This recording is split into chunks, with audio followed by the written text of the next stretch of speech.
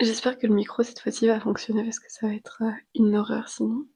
Bref, bienvenue sur ce journal Petite TV. Je dis de la merde. Bienvenue à toi, jeune chenipan, dans ce nouveau format, nouvelle vidéo, où je vais te raconter des histoires et des anecdotes sur 3 grandes villes. Lesquelles? Helsinki, Tallinn, Dublin. Pourquoi faire? Pourquoi ça? Je ne sais pas. Et vous allez suivre avec moi mes aventures. Venez donc. Un jour, tout à fait par hasard, je remarque des vols pour Dublin depuis Tallinn, qui ne sont absolument pas chers. Alors non, ce n'était vraiment pas par hasard. Oui, ça l'était un petit peu quand même, parce que moi, à la base, je voulais aller en Pologne. Bah, du coup, j'y suis pas allée. Si vous suivez cette aventure pour aller à Dublin, c'est que je ne suis pas allée à Pologne. En Pologne. Oula, mon français, il dérape un peu. Sauf que pour accéder à Dublin depuis Turku, parce que oui, si vous ne savez pas, actuellement, je vis à Turku, qui est en Finlande, qui est juste ici, sur la carte. Et donc, pour accéder à Dublin, j'ai dû passer par Helsinki et Tallinn. Rebelote pour le retour, bref. Et c'est parti pour les histoires. Comme mentionné précédemment, j'habite à Turku, qui est une petite ville avec certaines histoires, mais je ne vais absolument pas en parler dans cette vidéo. Peut-être que j'en ferai une plus tard, ou peut-être pas. Pour arriver jusqu'à Helsinki, il y a différents moyens de transport.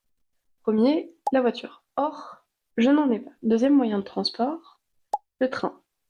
Le train avec la compagnie VR. Donc si vous voulez traverser la Finlande en train, je vous conseille d'aller directement sur le site VR.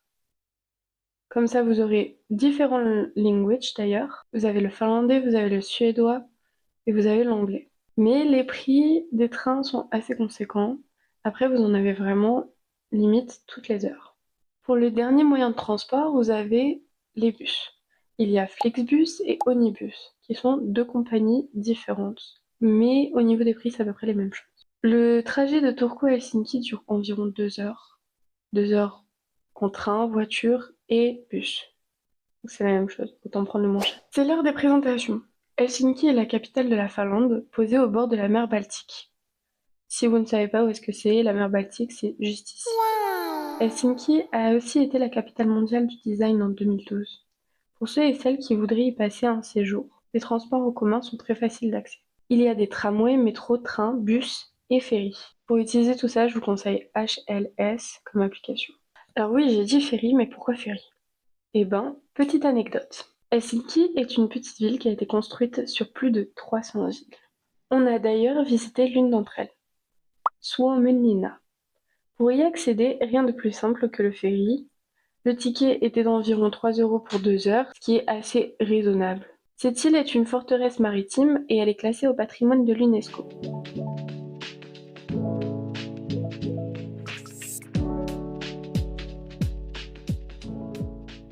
Elle a été construite au XVIIIe siècle par le royaume de Suède, quand la Finlande faisait partie de la Suède. J'espère que vous avez été voir l'une de mes vidéos parce que j'ai expliqué ça auparavant.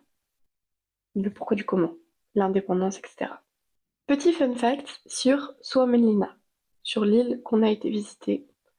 Suomenlinna veut dire château de Finlande, un lieu chargé d'histoire. On a juste passé 4 heures dans Helsinki, donc je peux pas vous faire un récap complet, mais j'ai déjà été aussi en hiver, donc là je vous présente l'hiver à Helsinki, qui est assez joli. Ok, maintenant, comment rejoindre Tallinn depuis Helsinki? Parce que je rappelle, Helsinki est ici, Tallinn est là. Et ben rien de plus simple, on va utiliser un ferry. Il y a énormément de compagnies de bateaux pour les pays nordiques, et je vous conseille d'aller sur le comparateur Open Ferry directement.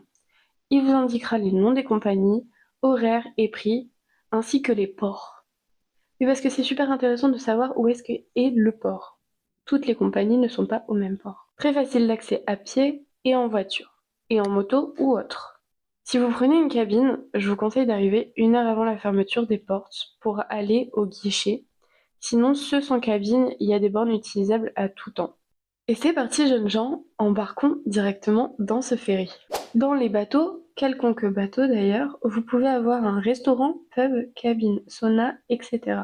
Pour ce trajet, j'ai porté mon dévolu sur cette salle où un groupe de musique nous faisait un petit concert. Alors, j'ai un peu menti, j'ai absolument pas porté mon dévolu sur cette salle, il y avait juste plus de place nulle part parce que je suis arrivée en retard. Voilà. Arrivée saine et sauve à Tallinn, Maintenant, je peux vous raconter que Tallinn est considérée comme une ville médiévale la mieux conservée d'Estonie. Une ambiance bien animée, au printemps comme en hiver. Fun fact. L'Estonie est le berceau de Skype. Pour les plus jeunes, Skype est un réseau social utilisé à partir de 2003, mais qu'on n'en entend plus parler. C'est une ville assez compacte où beaucoup de touristes viennent. Tout se fait pratiquement à pied, sinon c'est très bien desservi par les bus, ou taxis, ou les vélos, etc. So what do you think about the history? Dites-moi où trouver un chocolat plus cher que celui-là à part à Dubaï. Pour un bon vol low cost, acheter de quoi manger avant, c'est le best du best. On dirait une petite fleur, c'est improbable qu'une maison cache un immeuble. C'est étrange mais incroyable. Petite pause. Je vais vous expliquer ma bêtise que j'ai faite. Plus de peur que de mal, bien évidemment. Souvent, j'aide ou je commande les vols pour mes amis qui viennent avec moi afin qu'on puisse faire un petit trip ensemble. Et cette fois-ci, j'ai fait une erreur quand j'ai voulu réserver le vol d'un de mes amis. J'ai noté la mauvaise date de naissance. Du coup, je vais vous expliquer comment faire. Ne pas paniquer déjà, ce que j'ai absolument pas fait. J'ai paniqué, parce que je me suis dit, ça y est, il va devoir repayer un billet. Pas du tout, non, non.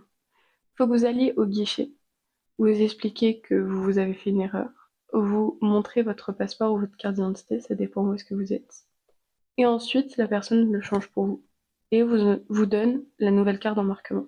On a environ 3h30 de vol. Ce qui est drôle, c'est qu'on a 2 heures de différence. On est parti à 22h20 et regardez avec le changement d'heure. Arrivé à Dublin. À cette heure-ci, vous pouvez prendre le bus Dublin Express qui est à 12 € le ticket. Je vous préconise de prendre la carte de transport en amont. Ça vous évitera de payer cher car les bus ne prennent pas la carte et ne rendent pas la monnaie. Un trajet de bus de ville équivaut entre 2 à 3 €. Dublin est la capitale de l'Irlande. Elle est située sur la carte. C'est fou ça. Fondée par les Vikings au IXe siècle, longtemps sous domination britannique jusqu'à l'indépendance en 1922. Dublin est aussi le siège européen de grandes entreprises comme Google, Meta ou encore Apple. Ce parc s'appelle Phoenix Park, un lieu emblématique. Petit fun fact, il y a environ 700 hectares et c'est beaucoup plus grand que Central Park à New York. Nous avons vu les célèbres cerfs sauvages, présents depuis le XVIIe siècle, totalement libres dans le parc. Il y a aussi une résidence officielle du président irlandais et la résidence de l'ambassadeur des États-Unis que je n'ai pas pu filmer. Alors là, je sais que je vais écorcher le nom de ce bâtiment, je ne suis désolée. Kilmainham Gaol a enfermé des leaders de l'indépendance irlandaise. C'est une ancienne prison transformée en musée à l'heure actuelle. Construite en 1796, les conditions de vie étaient dures, froides, cellules sombres, peu de nourriture. Hommes, femmes et même enfants étaient enfermés. Les Britanniques l'utilisaient surtout pour enfermer et exécuter des révolutionnaires comme Patrick Pearse et James Connolly. J'espère que j'écorche absolument pas les noms. En te baladant dans les ruelles, tu peux tomber sur Love Lane, qui est une petite ruelle de Dublin où les gens écrivent des messages sur les murs et c'est un endroit coloré et très populaire. D'ailleurs, moi j'en ai écrit un petit mot. Cette ruelle est aussi située à côté des quartiers de Temple Bar. Les pubs ne sont d'ailleurs pas faits juste pour boire, on y chante, on y raconte des histoires et on y joue de la musique.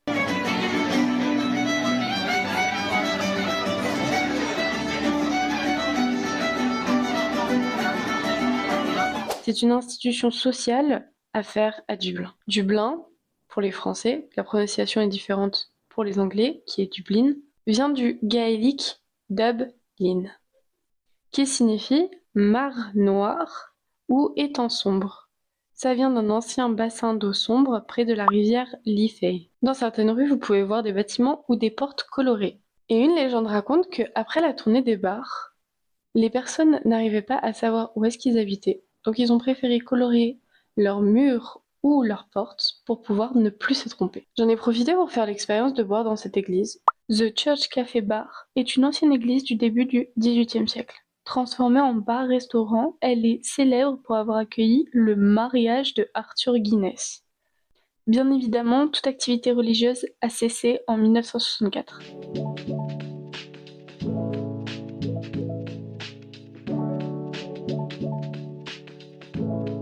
Et j'ai j'ai pu percevoir le fameux The Portail Dublin, qui permet d'interagir avec d'autres personnes dans le monde. Voici une obélisque de 62 mètres de haut qui honore Arthur Wellesley. C'est le premier duc de Wellington. Et accrochez-vous bien, il a vaincu Napoléon à Waterloo. Oui, oui. Je suis actuellement partie le week-end de Pâques, où du coup le dimanche on fête Easter.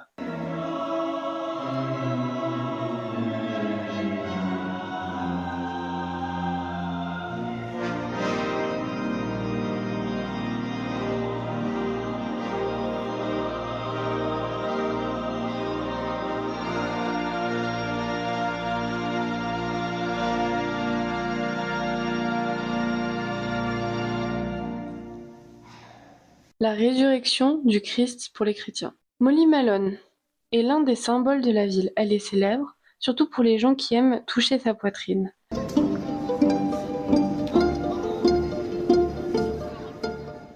Par contre, personne ne sait si elle a vraiment existé ou si elle vient juste d'une chanson populaire. Il y a cette boutique qui m'a fait rire, alors oui, je suis une gosse. Regardez, il y a une boutique Disney, pourquoi pas? Bon, j'ai fait plein de selfies avec plein de statues. Et Spider-Man, crois-le ou pas, j'ai réussi à te filmer et j'ai réussi à te trouver. T'es pas très bien caché. So self-satisfied, I don't need you. I've got to break free. God knows I've got to break free. Une des choses que j'ai aimé entendre, c'est les musiciens dans les rues.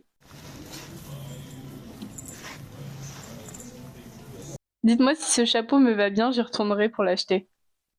J'ai rencontré par la suite des personnes qui m'ont guidée au fur et à mesure de ma journée. C'était super intéressant et super instructif.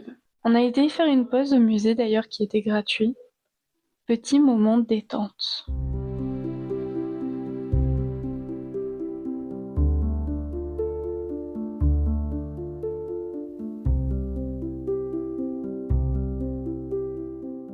Un château sans roi.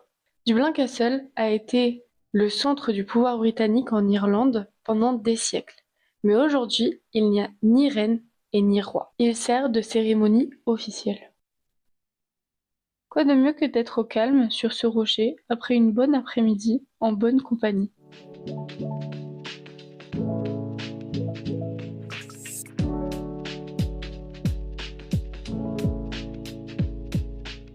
Il est temps de dire au revoir et d'aller à la Guinness Storehouse, repose sur un contrat complètement fou.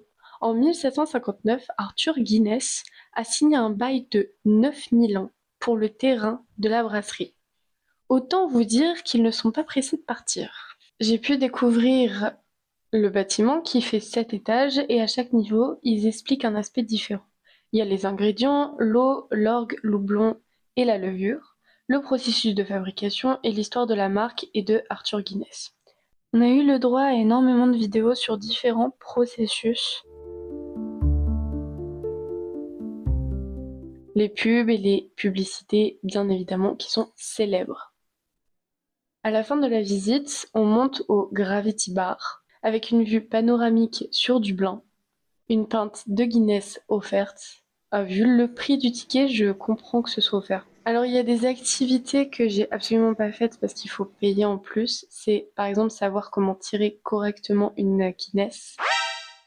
Donc, savoir comment tirer à la pompe une bière. Demandez à votre père, c'est plus simple. Dans ce musée, ce qui était intéressant, c'est qu'il y avait le musée et en même temps l'expérience immersive. Et bien évidemment, à la fin, la vue incroyable sur la ville.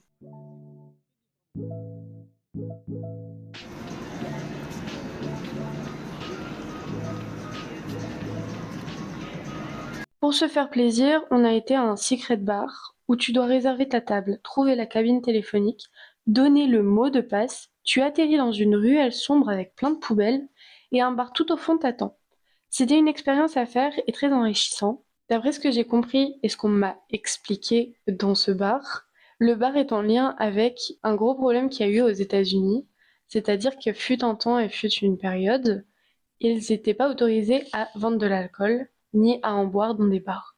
Et du coup, il y avait des caves qui étaient secrètes et qui avaient un mot de passe, qui avaient un lieu, qui se répétait que du bouche à oreille.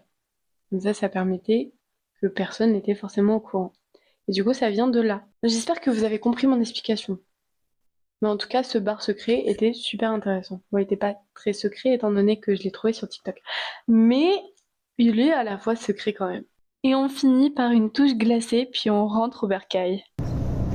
Pour ceux qui n'ont jamais vu comment un avion recule, il ne peut pas reculer. C'est pas possible, mais il est repoussé par un véhicule appelé pushback. Alors j'espère que ce format vous aura plu.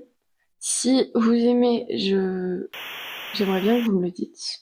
Si vous préférez un autre format que je n'ai pas encore utilisé et que ça vous intéresse, moi j'aime toutes les idées et je voudrais bien essayer vraiment toutes les idées possibles et non inimaginables, hein, parce que, attention, je n'ai pas un budget de fou, mais j'aimerais bien pouvoir explorer de nouveaux horizons. Donc voilà, merci de m'avoir écouté et suivi tout au long de la vidéo, j'espère que ça a été assez clair pour tout le monde et je vous fais des gros bisous.